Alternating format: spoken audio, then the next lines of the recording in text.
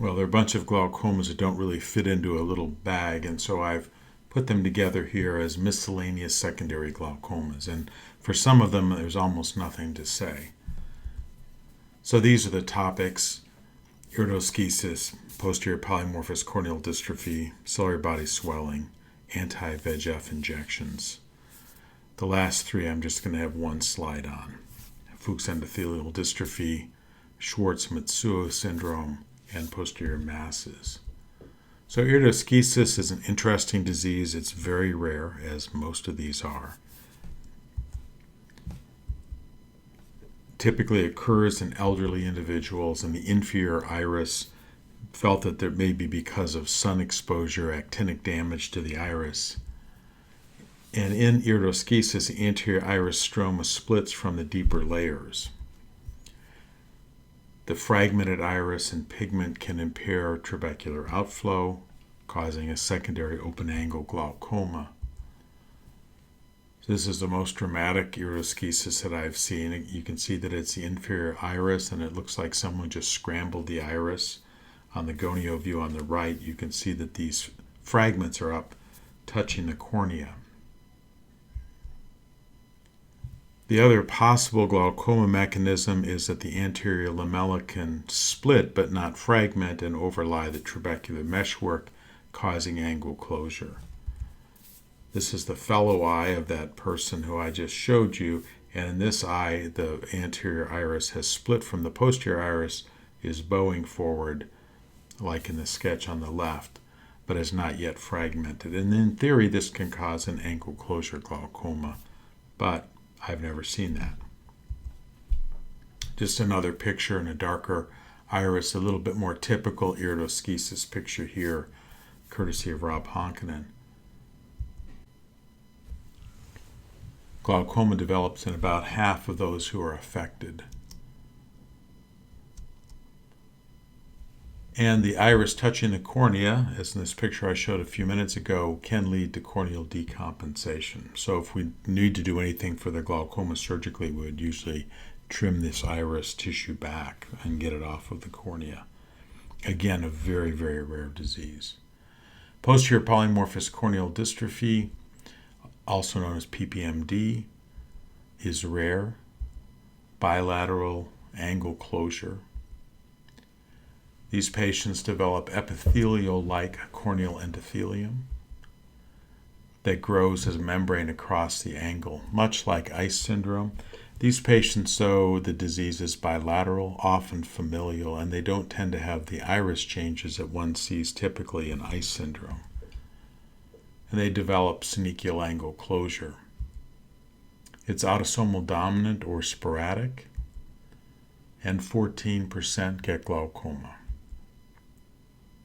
Their symptoms usually come from corneal decompensation, and when we examine them, we see these endothelial vesicles or blisters. You can see this in this photograph from Jay Kratchmer on the right. They can form in lines, or they can have surrounding corneal edema. And I'll have a few examples here. You can see these blisters on the cornea here that are in linear shape. A few more examples.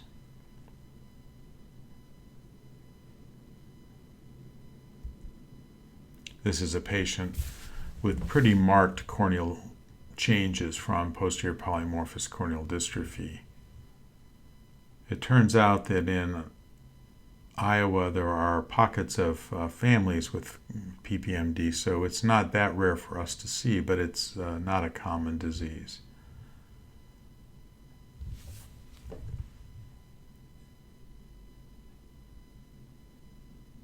This is pretty end-stage changes in the cornea. The angle, one can see synechial angle closure. Here's another patient. You can see these blisters on the cornea and these lines. And you can notice here that the iris is all the way up against the cornea.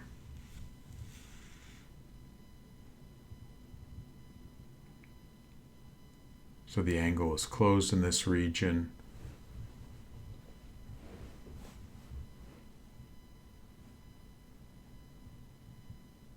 The iris itself looks pretty normal, and the angle is extensively closed with these synechia.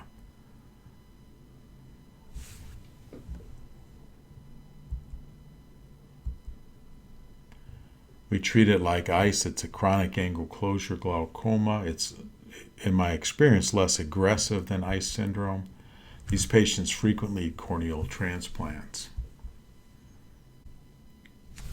Ciliary body swelling we touched on in the section on surgery because it can be seen after retinal surgery, particularly scleral buckling procedures and panretinal photocoagulation. When bilateral, one needs to consider systemic medications and especially topiramate or Topamax. So if we see somebody who presents with a history of bilateral angle closure, one really needs to investigate medications and particularly topiramate. Some of the sulfa drugs and other drugs can do this, but the classic is Topamax. This is used for depression and seizures. These patients often have induced myopia because the lens has moved forward. And if they're going to get it, they usually get it within the first month of being on Topamax. We treat it with cycloplegia and steroids. One can do iridoplasty. If there are choroidal effusions, they can be drained. If they have a scleral buckle, that can be adjusted, but no cholinergics like pilocarpine. It's not pupillary block, so they don't need a laser iridotomy, just to emphasize that. Anti-VEGF injections. As we know, these are very, very common now, very effective at reducing retinal vascularization. The effects on intraocular pressure are really just being understood. In the big initial trials of these medications, there were patients who had elevated intraocular pressures. A recent prospective study looked at a group of patients who were being treated with anti-VEGF agents, and after a mean of 6.7 injections, almost 5% of these patients had elevated intraocular pressures, and that was especially common in people with pre-existing glaucoma. So we just need to keep our eyes open for this because we have retina clinics completely full of people getting injections every day, and some of them are going to get elevated pressure. And the peak pressure was correlated very statistically in this study with the number of injections. These last three, I'll just have one slide each about them. Fuchs endothelial corneal dystrophy makes the cornea thick, and if you have an angle that's already somewhat narrow, can cause angle closure. Really anything that thickens the cornea can do that. Schwartz-Matsuo syndrome, sometimes called Schwartz syndrome, is again really uncommon. It occurs in a situation where there's a rhegmatogenous retinal detachment, and this great photo from Bryce Kritzer in our photo lab shows his retinal break here with a detachment. And outer segments of photoreceptors are freed up, and if they have access to the anterior chamber, can plug the trabecular meshwork. On exam, it looks like cell, but AC taps have demonstrated that these are outer segments of photoreceptors. And the treatment, like everything, is aqueous suppressants, but in this case, fixing the retinal detachment. And then posterior masses can cause glaucoma. Suprachoroidal hemorrhage is seen here. And we've talked about tumors in the section on tumors and cysts. So this is a group of pretty rare things that can cause glaucoma, but all things that you need to at least have one little part of your brain assigned to.